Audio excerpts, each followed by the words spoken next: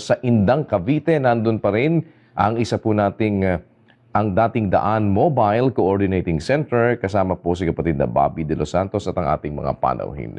Indang, Cavite, come in please. Maraming salamat po sa Diyos, kapatid na Eli at kapatid na Daniel. Ang magtatanong po ngayon dito po sa Indang ay si Brad Joel Hermoso.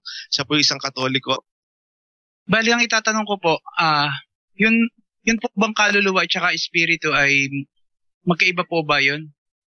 Halos magkapareho pero magkaiba yun, kapatid. 4:12 ng Hebreo.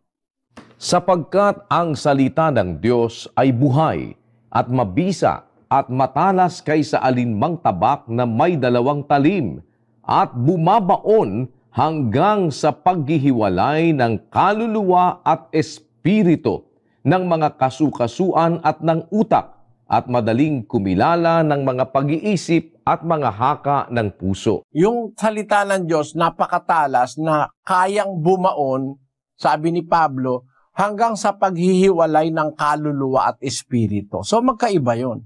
Napaghihiwalay yun ng salita ng Diyos yung kaluluwa at espiritu.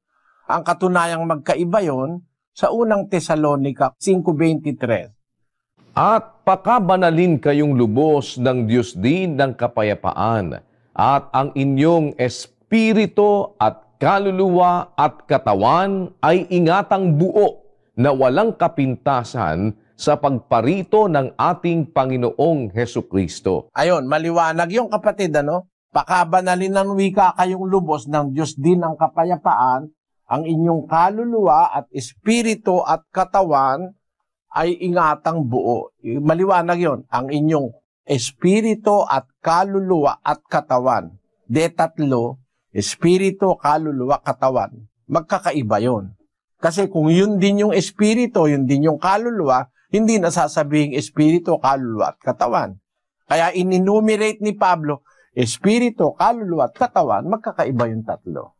Naintindihan mo, kapatid? Opo. Naintindihan ko po. Salamat sa Diyos.